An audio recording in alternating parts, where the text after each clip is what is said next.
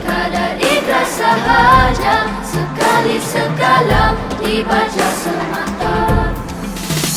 Amalkanlah rukun negara dalam hidup harian kita, tanpa mengira tua muda, mengekalkan warisan kita. 5 prinsip rukun negara telah menjadi teras perpaduan, membentuk satu negara tanpa mengira agama dan bangsa.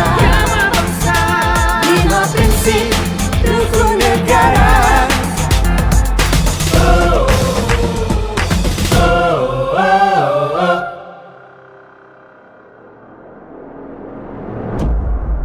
Tahukah anda apa itu Malaysia Madani? Malaysia Madani diperkenalkan oleh Perdana Menteri Datuk Seri Anwar Ibrahim yang merupakan sebuah kerangka visi baru buat negara, suatu ikhtiar nirmala yang bersepadu dan holistik, bertunjangkan dasar-dasar yang berorientasikan masa depan untuk mewujudkan sebuah masyarakat yang madani, maju, terampil dan terangkum. Salam Padian menceriakan pagi anda setiap hari. Kami rangkumkan pelbagai informasi yang terbaik, info cuaca, berita pilihan SP, inspirasi, sembang pagi, info sihat, cakna bahasa, tular sana sini, cerita sukan dan bicara eksklusif. semuanya untuk anda. Hanya yang terbaik di Labuan FM, suara pesisir anda.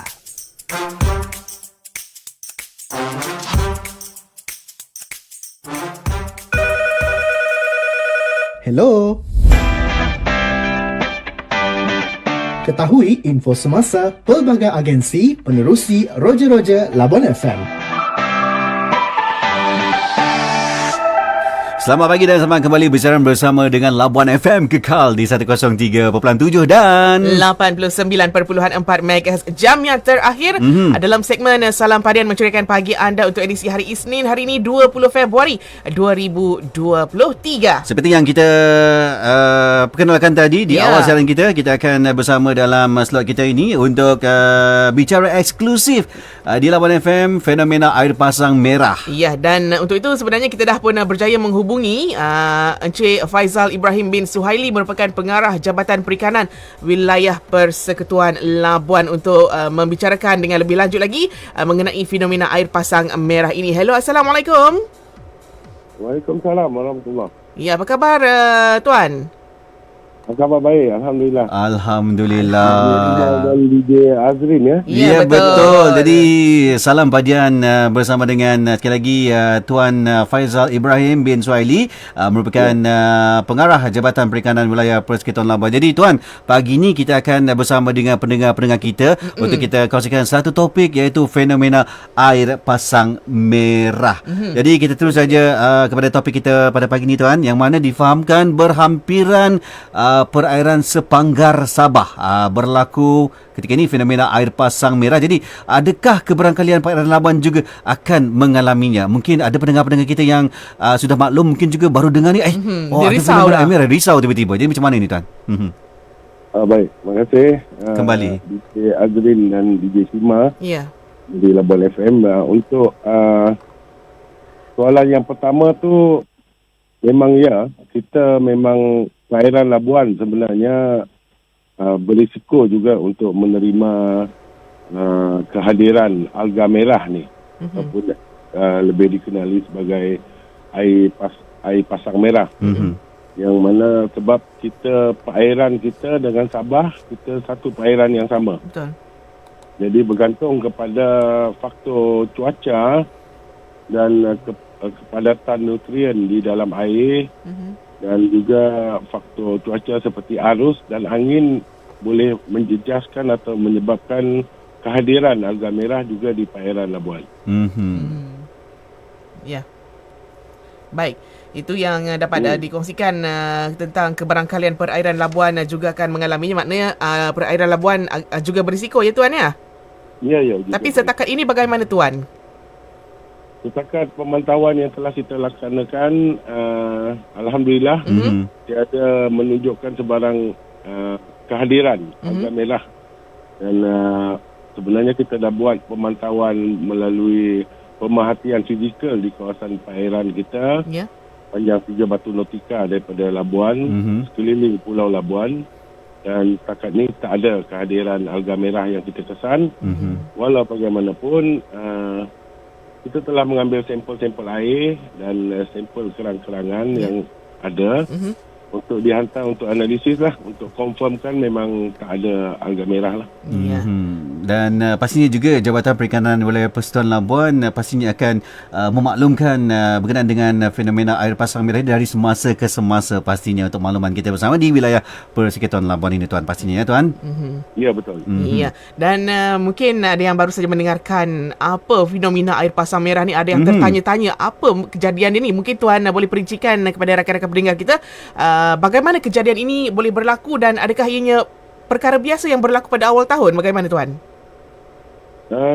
Untuk makluman,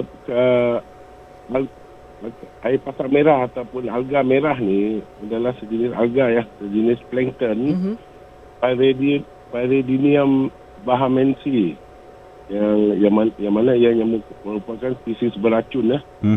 Bila mencapai satu jumlah yang agak besar di dalam air, di mana kalau dilihat daripada mata kasar, air laut akan membentuk tumpuk merah yang kita kenali sebagai red tide ataupun air pasang merah. Yang ini berlaku secara bermusim, iaitu biasanya pada penghujung tahun ataupun awal tahun. Dan fenomena ini biasanya terjadi selepas hujan lebat pada musim kemarau atau kesan akibat daripada peningkatan suhu yang mendadak lah pada bahagian permukaan air. Juga kehadiran alga merah ni juga disinonim dengan peningkatan nutrien di dalam ataupun kesuburan pada air tersebut. Jadi itulah dia bagaimana kejadian ini boleh berlaku tanya berkaitan dengan fenomena air pasang merah ini.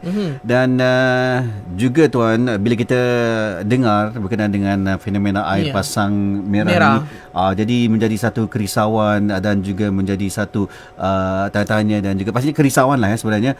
Jadi biasa kita dengar jangan makan kerang-kerangan. Lepas tu kenapa sebilangan hidupan laut sahaja yang menjadi toksin ni, Tuan? Okey. Jadi sebenarnya kenapa kerang-kerangan ni yang kita bagi pendekatan ataupun yang lebih lagi kita fokus ni lah, lagi kita bagi bawah ni lah. Lebih fokus ayat yang sesuai tu. Jadi ini kerana seperti yang kita maklum kerang-kerangan ni dia tak bergerak. Dia berada pada satu kawasan yang dia tetap di situ kecuali ada pergerakan arus dan pergerakannya sangat minima. Betul. Berbanding dengan ikan. Ikan ni dia boleh bergerak. Ya, betul. Keadaan air tak sesuai, dia akan berpindah ke kawasan yang lain. Tapi kerang-kerangan ni bukan tiram, kerang, dia berada pada satu kawasan dan dia merupakan dia makan menggunakan kaedah penapisan. Maksudnya dia sedut air tu dan dia tapis. Jadi apa barang yang berada di dalam air, dia akan ditapis dan disimpan di dalam badannya. Sebab tu risikonya lebih tinggi lah bagi kerang-kerangan dengan ikan lah. Kalau ikan ni kalau dah terkena dia tak sempat lari, mungkin dia akan mati di kawasan tersebut lah. Betul. Tapi kerang ni dia ada kerang-kerangan yang boleh bertahan dengan alga merah ni. Dia tak mati. Dia tetap hidup di tempat tu. Jadi kita katalah nelayan ke siapa-siapa ambil pungut kerang ni dan makan lah, itu menjadi risiko yang sangat tinggi lah untuk keracunan lah. Baik, jadi itu yang selalu kita dengar bila terjadi bila berlakunya fenomena air pasang merah ni, kita disarankan untuk mengelak seketika memakan makanan laut jenis kerang-kerangan. Seperti yang tuan katakan tadi, kerana kerang-kerangan ni mereka tidak dapat bergerak dengan pantas dari satu tempat ke tempat, manakala hidupan yang lain seperti macam kalau yang tuan katakan tadi, ikan, sotong dan juga sebagainya, mereka dapat bergerak sebelum terjadinya fenomena air pasang merah ni tadi tuan ya. Ya. Ya. Dan kita nak tahulah apabila mungkin kita dah termakan, contohnya mungkin ada berlaku keracunan, mungkin boleh tuan kongsikan tanda-tanda keracunan yang dialami. Okey, antara tanda keracunan yang seringkali kita nampak apabila berlaku keracunan alga merah ni adalah dia dalam tempoh 5 ke 30 minit. Itu berdasarkan rekod yang ada pada saya lah. Dan tanda-tandanya adalah menyucuk-nyucuk di bahagian hujung jari tangan dan kaki, rasa terbakar, kebas pada lidah dan mulut, boleh menyebabkan percakapan yang beracau, pening, sakit kepala, rasa seawang-awangan, cirit-birit, loya, muntah, pernafasan menjadi sukar dan pada peringkat yang teruk akan menyebabkan kelumpuhan otot, akan berlaku pada seseorang yang toksik ataupun keracunan alga merah ni lah. Ya.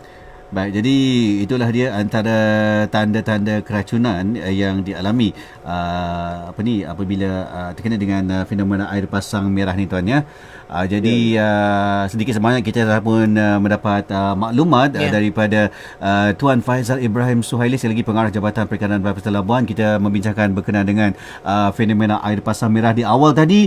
Alhamdulillah kita setakat ni tidak dapat perairan Labuan ni kita tidaklah rasa bimbang sangat seperti yang tuan maklumkan tadi. Masih lagi dalam keadaan selamat. Setakat ni perairan Labuan masih lagi dalam keadaan yang terkawal, belum lagi mengalami fenomena air pasang merah. Namun tuan tadi juga mengatakan kita kena juga bersiap sedia, dan juga pastinya Jabatan Perikanan Labuan sendiri akan memaklumkan dari semasa ke semasa dan juga terus memantau fenomena air pasang merah ni berkemungkinan juga mungkin boleh sampai ke perairan wilayah Persekitaran Labuan. Dan kita juga tahu tadi macam mana ianya boleh terjadi, dan kita juga tahu tadi sekiranya Labuan mengalami fenomena air pasang merah ni, jadi antara makanan laut yang kita harus elakkan adalah jenis kerang-kerangan, dan juga yang sebilangannya tu masih boleh kita makan.